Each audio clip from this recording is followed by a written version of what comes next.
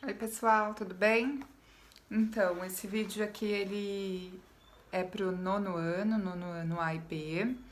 A gente vai tratar do capítulo 4 da apostila 1, Contrastes no Brasil Republicano.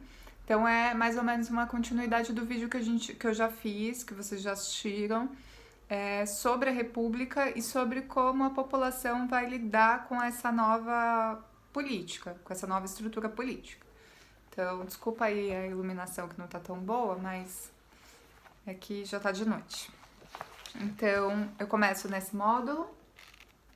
Aqui na capa, a gente já vê a abertura da capa, são anúncios, né? Aqui tem um anúncio de uma loja em Manaus, em 1910, bem na capa do módulo. E na imagem de baixo a gente tem os seringueiros no Acre em 1911. Eu acho que a abertura do módulo, essa página inicial, já diz muito sobre o módulo, né? O que é essa ideia do contrastes? Os contrastes são, enquanto o país se modernizava, enriquecia um grupo da população, outra parte já não era tão privilegiada assim. A gente vê nos seringais a pobreza, as pessoas vivendo de uma forma simples, né? Então, esse contraste era a realidade do povo brasileiro. Essa república trouxe a modernidade, mas não trouxe a modernidade para todo mundo, né? Então, a gente segue nesse sentido e eu vou falar para vocês um pouco sobre a Belle Époque.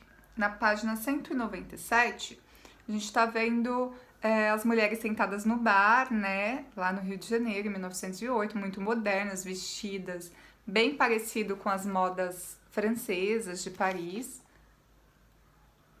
Estão vendo?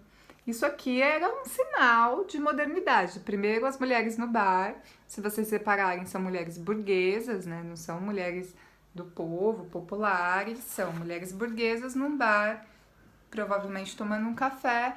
Era uma forma de se tornar mais próximo possível dessa modernidade que se idealizava, que era uma modernidade europeia. E na imagem de baixo, a gente vê um cortiço na cidade do Rio de Janeiro, em 1904, um cortiço cheio. Cortiços são essas moradias improvisadas no qual vários populares moravam juntos, né? Várias famílias muito populosas moravam num espaço pequeno, normalmente alugados. Era uma forma de sobreviver no meio do Rio de Janeiro, uma cidade que até hoje é uma cidade de contraste, se a gente for parar para pensar. Enquanto a gente vê lá Ipanema riquíssima, com a orla chique, as ruas largas e bonitas, exatamente no estilo europeu, a gente vê a população morando no morro, com falta de saneamento, com falta de estrutura, escolas e etc.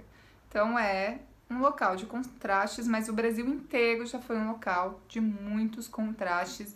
E esses contrastes não nasceram só com a República, mas a República evidenciou esses contrastes, principalmente por conta dessa modernização que a República trouxe para o Brasil. Então a gente começa falando da Belle Époque, que vai de 1889 até 1914 no Brasil. Então 1889, a República, até 1914, ali que foi a época de ouro.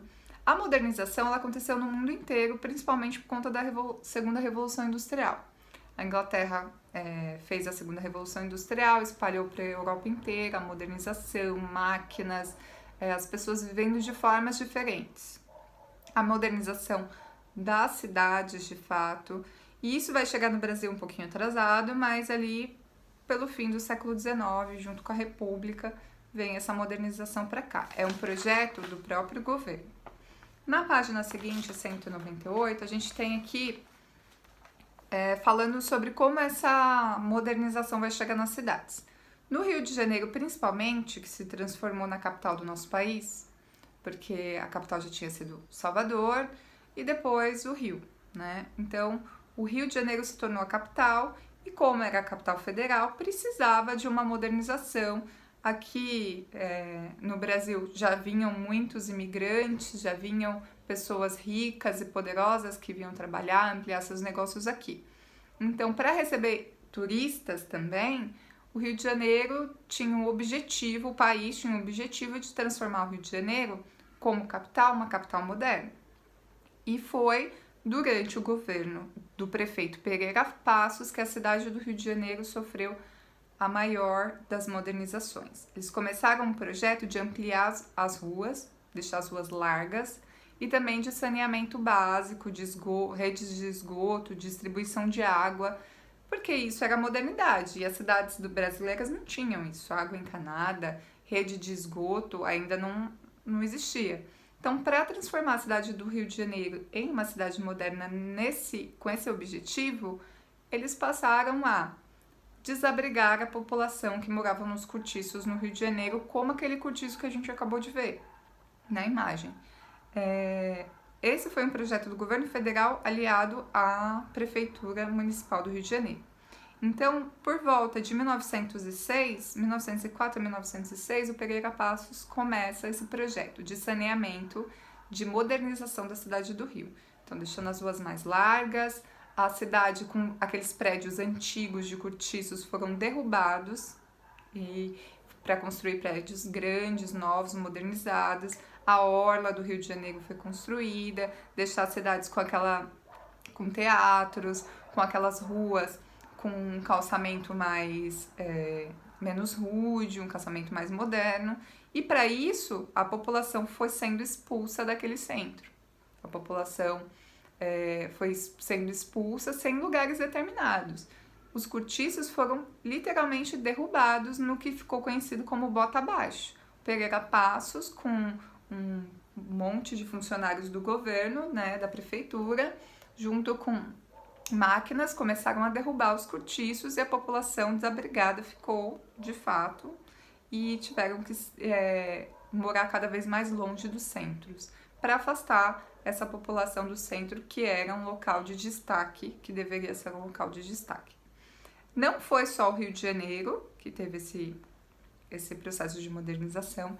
Outros estados também, como a gente viu no vídeo anterior, Manaus vai ter essa modernização, vão ser criados teatros, as ruas vão ser pavimentadas, rede de esgoto, de água encanada. Belém também, São Paulo também, principalmente com o dinheiro do café e dos cafeicultores, São Paulo vai ser extremamente modernizada com o objetivo que os cafeicultores queriam, que era a modernização da elite, do centro. O Teatro Municipal foi produzido, foi feito, financiado pelos cafeicultores nessa época. Eles financiavam artistas, eles financiavam pessoas que vinham para cá para deixar a cidade mais moderna, como jornalistas. Então, eram locais que eles queriam fazer metrópoles modernas. Para isso, a população não estava adequada, tinha que ser excluída, né? Nessa mesma página, a gente tem fotos sobre isso, ó. Aqui, a gente tem confeitarias, uma foto de uma confeitaria, que era ponto de encontro em São Paulo. Teatros, esse teatro aqui é o Teatro Municipal do Rio de Janeiro e também o Teatro Municipal de São Paulo. Isso tudo era o projeto de modernização, né? Enquanto isso, a maior parte da população, como eu tinha falado, vai ficar segregada dessa modernização. Por isso que eu falei no vídeo anterior que a República não foi tão vantajosa para a população mais pobre. Tem até essa imagem aqui, ó, de como a população vai ter que se improvisar, principalmente nos morros no Rio de Janeiro. A população vai começar, com os cortiços sendo derrubados no Bota Abaixo, a subir os morros e construir suas casas ali, que era uma forma de não ficar tão longe do centro, mas também tem sua moradia improvisada. Então, se vocês já pararam para pensar na formação dos morros no Rio de Janeiro, foi um projeto do próprio governo. Então, a gente reclama hoje de violência, por que a população mora no morro, as pessoas acham que são locais inadequados, mas o projeto foi muito antigo e ninguém se importou onde e como as pessoas iam se abrigar naquela época. Seguindo, a gente tem uma atividade na página 200 que é sobre isso, fala um pouquinho sobre isso, eu vou ler para vocês o textinho e vocês façam a atividade, tá? O Rio pode conhecer muito bem a vida do burguês de Londres, as peças de Paris, a geografia da Manchúria e o patriotismo japonês. Apostar, porém, que não conhece nem a sua própria planta, nem a vida de toda essa sociedade, de todas as profissões que constituem o progresso, a dor, a miséria da vasta Babel que se transforma. Qual crítica o cronista faz à cidade do Rio de Janeiro? Vocês respondam, tá bem fácil.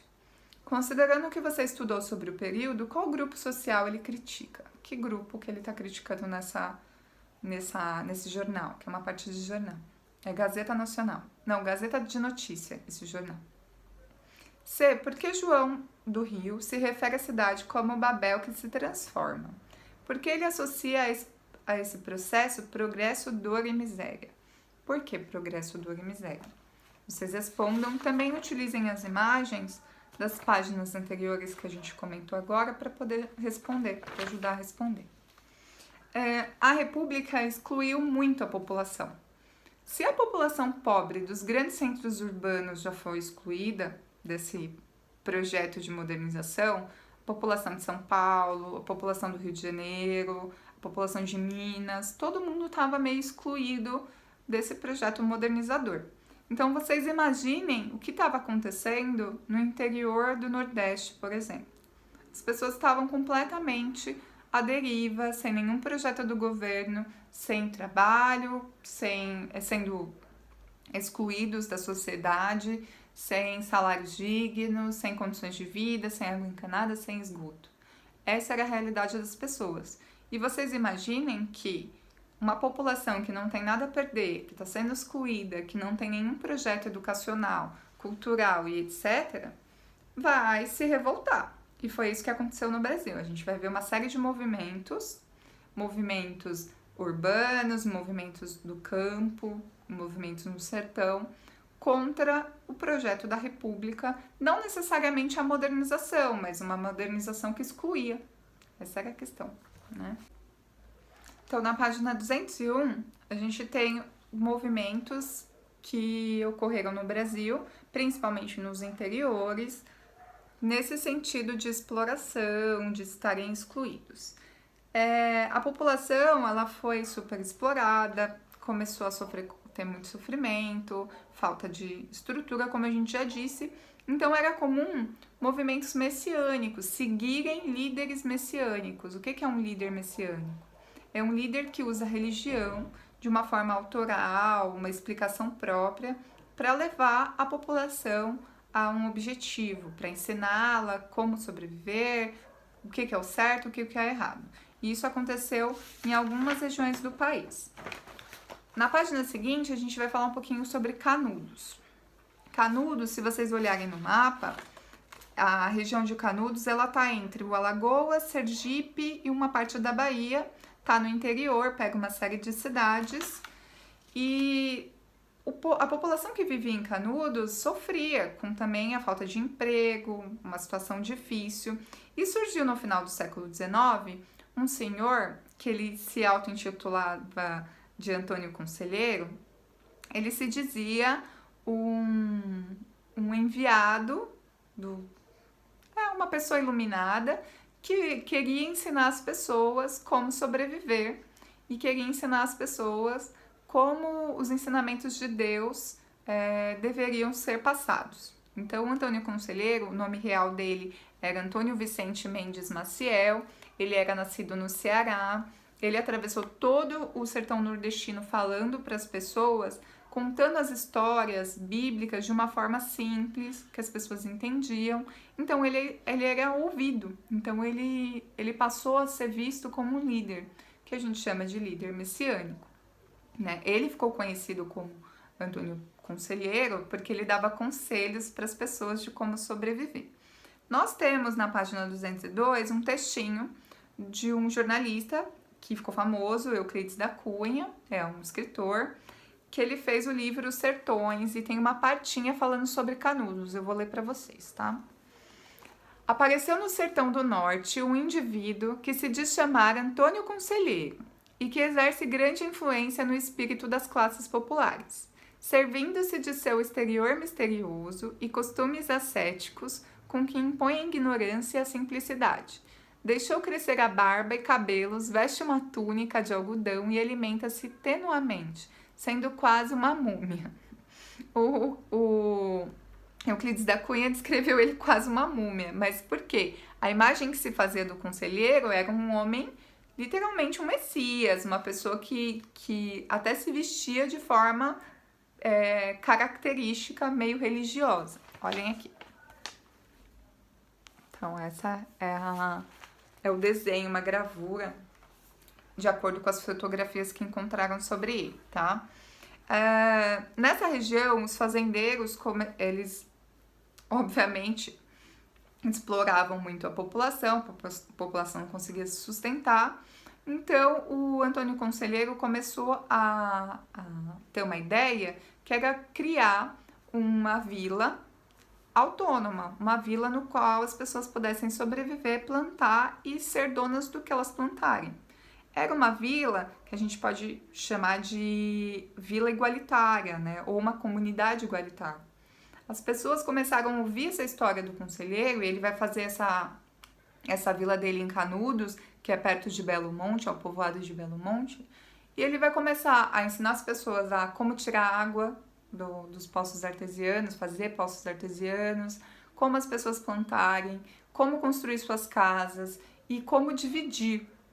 Porque tudo era meio coletivo, você era dono do que você plantava, mas você também tinha que fazer a plantação e dar uma parte para o bem coletivo. Pagar uns impostos, não eram impostos absurdos, mas eram alguns impostos para a coletividade. Então ele criou uma vila comunitária no meio do interior, do sertão do Nordeste, e as pessoas passaram a segui-lo. Isso vai gerar nos fazendeiros da região um medo, uma raiva, porque eles tinham, na verdade, eles tinham medo disso se espalhar, disso virar comum. Essa ideia do Antônio Conselheiro se espalhar e atingir outras vilas e as pessoas começarem a viver de uma forma autônoma sem serem exploradas pelos fazendeiros. Então, os fazendeiros pediram ajuda do governo federal, e o governo estadual e federal mandaram tropas para lá, e eles fizeram 4 expedições para poder destruir a vila de Canudos. Nas 3 primeiras, eles foram derrotados pela população, que só tinha como armas paus e pedras, eles não tinham nada. E os soldados armados da República foram para lá e não conseguiram lidar com essas pessoas, porque elas tinham um sentimento de liberdade, que a terra era para ser delas, não tinha nenhum uso aquela terra. E aí o que acontece? 14 mil homens na 4ª expedição vão para a região de Canudos e acabam com o movimento de fato, e o Antônio Conselheiro ele morre no meio dessa batalha pela defesa de Canudos e vira um messias, né? Até hoje as pessoas falam no interior, no sertão, do Conselheiro. Na página seguinte, 203, tem uma imagem das pessoas que se renderam depois de toda a revolta, depois da briga do exército para vencer a comunidade, tiraram uma foto em 1897, aqui ó. Foi tirada 3 dias antes do ataque final dos soldados. E essa foto dá uma ideia das pessoas que viviam lá e de como eles foram tratados, né? De como foi violento. O Euclides da Cunha também, no livro Os Sertões, ele faz uma descrição de como foi esse evento. É bem legal, tipo um documento histórico, eu vou ler para vocês também. Canudos não se rendeu. Exemplo único em toda a história, resistiu até o esgotamento completo. Expugnado palmo a palmo, na precisão integral do termo. Caiu no dia 5, ao anoitecer, quando caíram os últimos defensores que morreram. Eram 4 apenas, um velho, 2 homens feitos e uma criança, na frente dos quais rugiram raivosamente 5.000 soldados. O que ele está falando? Ele está falando que foi injusto.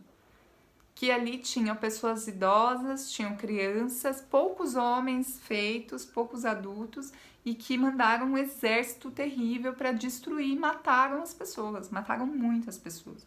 O que mais sobrou foram alguns idosos e mulheres, até crianças foram mortas. Então ele está fazendo uma denúncia. Que república é essa? Que além de excluir e não criar um projeto para essas pessoas, ainda quando as pessoas se viram e fazem lá, criam sua comunidade, uma comunidade que estava funcionando, o próprio exército do governo vai lá para intervir. Então ele faz essa crítica. né, que não deveria ter sido com tanta violência essa intervenção. Outro movimento foi o contestado. O contestado já foi no interior do país, se eu não me engano, Santa Catarina e Paraná, divisão entre Santa Catarina e Paraná. Por que contestado? Porque era um lugar que eles não sabiam se pertencia a Santa Catarina ou se pertencia ao Paraná. Foi lá que surgiu um movimento no ano de 1911, e surgiu um cara também, um líder messiânico, chamado de Monge José Maria.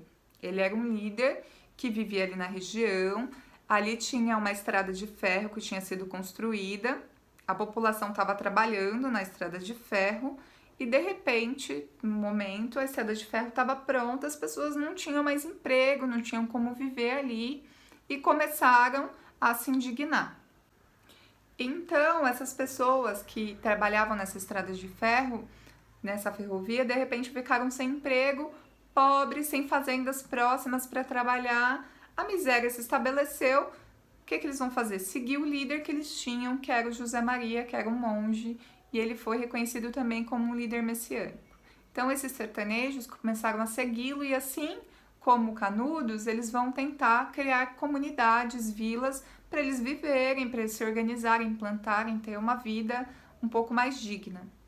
E, da mesma forma, o governo republicano envia soldados para o contestado para acabar com o movimento, para acabar com os planos de montar vilas independentes, autônomas, etc. Então, foi uma tropa federal de mais de 7.000 homens. Em 1911 começou esse movimento, em 1916 calcula-se que 20.000 sertanejos tenham sido mortos nos combates com as tropas federais. Então a República, ela utilizou de muita violência contra esses grupos. Fora esse, a gente tem também o movimento do cangaço, que foi um movimento que aconteceu no interior também do Nordeste, principalmente no interior de Pernambuco. Tem até alguns relatos que no interior de Pernambuco, em Caruaru, vários cangaceiros, tinha um grupo de cangaceiros muito forte lá. Quem eram os cangaceiros? Os cangaceiros eram pessoas que moravam no sertão e que viam essa miséria, essa violência, a falta de toda estrutura na vida, e que eles eram bandos, eram considerados bandidos e às vezes considerados heróis, os cangaceiros. Eles tinham essa roupa muito característica, tem dois cangaceiros que ficaram muito famosos. O Lampião e a sua esposa, que foi a primeira mulher a ser cangaceira, que era a Maria Bonita. Tem a foto aqui. Eles eram bandos que viviam quase que nômades, assim, seminômades, eles viviam rodeando as cidades do sertão, do interior, e eles muitas vezes roubavam e ameaçavam os donos das fazendas, os fazendeiros, por achar uma exploração da população daquela região. Roubavam esses donos, esses fazendeiros, distribuía para algumas comunidades pobres, mas eles se utilizavam de muita violência para fazer isso. Eles eram bandidos, né? Eles podem ser considerados bandidos também, porque eles utilizavam de violência, armas e ameaças. Mas eles também, às vezes, utilizavam a sua violência não para ajudar a população carente daquela região, mas para trabalhar para os fazendeiros. Então, existe até hoje, na própria historiografia, essa questão. Muitos grupos de cangaceiro, ao mesmo tempo que eles trabalhavam enfrentando os fazendeiros para ajudar as comunidades e para ajudar o próprio grupo, algumas vezes eles trabalhavam para os fazendeiros, cobrando dívidas, como eles tinham armas e tudo mais. Esse grupo, ele é relembrado na música do Raul Seixas. O Raul Seixas, ele fala do Lampião, que o Lampião perde a cabeça, porque da mesma forma o governo republicano tentou acabar com esse movimento e conseguiu com muita violência, encontrou o Lampião e o seu bando, que foi o bando mais famoso, matou, e não o suficiente de matar esses manifestantes, esse grupo, o governo federal cortou, decepou a cabeça de todos eles e tirou uma foto que saiu no jornal. Não tem na apostila de vocês, mas não acho legal, mas se vocês quiserem pesquisar na internet. Então tem a foto, foi publicado no jornal, porque eles passaram anos atrás desses grupos de cangaceiros e quando finalmente encontraram no interior da Bahia, eles comemoraram a morte dos cangaceiros, o governo federal.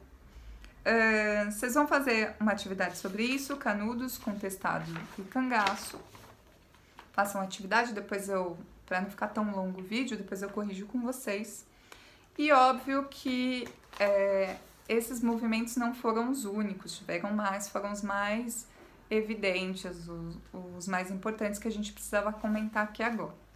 Além disso, a República tinha esse projeto de modernizar, esquecia vários grupos no Brasil, como os grupos dos cangaceiros, os de Canudos, do contestado, mas na cidade também era uma situação difícil, as pessoas viviam uma situação difícil. No Rio de Janeiro, por exemplo, e em São Paulo, vai ter esse projeto de modernização que não vai ficar restrito apenas à modernização da cidade. Também vão querer fazer um projeto de saneamento, um projeto de modernização do Rio de Janeiro, mas um projeto de saneamento da população, que vai ocorrer, que vai desaguar na Revolta da Vacina. A Revolta da Vacina aconteceu em 1904, no Rio de Janeiro, nessa campanha do voto abaixo, de deixar a população se virar, encontrar abrigo, mas colocar abaixo todos os cortiços, eles começaram um projeto de saneamento da população para vacinar contra a varíola. Então, começa a vacinação obrigatória, vacinam as pessoas no meio das suas casas, entram nas casas, obrigam as pessoas, entram nas casas com policiais, obrigam as pessoas a tomarem as vacinas. E a população do Rio de Janeiro, que não via na República uma segurança, achava que eles poderiam estar sendo infectados com alguma coisa, que eles poderiam morrer, que o corpo deles estavam sendo violados. Essa era a realidade. E começou uma revolta. Então a revolta foi bem violenta. De 1904, em 10 e 16 de novembro, a cidade virou um cenário de guerra. As pessoas começaram a guerrear, sair às ruas, queimar ônibus. Foi uma situação bem violenta porque eles não queriam a vacinação obrigatória. Isso só acaba, a revolta da vacina só acaba com a população do Rio de Janeiro se acalmando quando o governo do Rio de Janeiro decide que a vacinação não vai ser mais obrigatória, mas que eles vão fazer campanhas para a vacinação. Tem um textinho do Nicolau Savchenko, que também é um historiador bem importante, que ele tem um livro sobre a revolta da vacina. E ele fala assim, na página 207. O combate era intenso. Em nenhum lugar a polícia conseguia assumir o controle da situação. Aproveitando-se das reformas então em curso na Avenida Pereira Passos e na Avenida Central, os populares se armam de pedras, paus, ferros, instrumentos e ferramentas contundentes e se atracam com os guardas da polícia. Essa, por sua vez, se utilizava sobretudo de corpos de infantaria, armados de carabinas curtas e piquetes de lanceiros, de cavalaria. A população acuada se refugiava nas casas vazias que cercavam os locais em obras e se metia pelos becos estreitos, onde a ação coordenada da polícia se tornava impossível. O barulho do combate era ensurdecedor. Tiros, gritos, tropel de cavalo, vidros estilhaçados, correrias, vaias e gemidos. Esse era o cenário do Rio de Janeiro durante a revolta da vacina. As pessoas não queriam tomar a vacina porque achavam que seus corpos estavam sendo violados.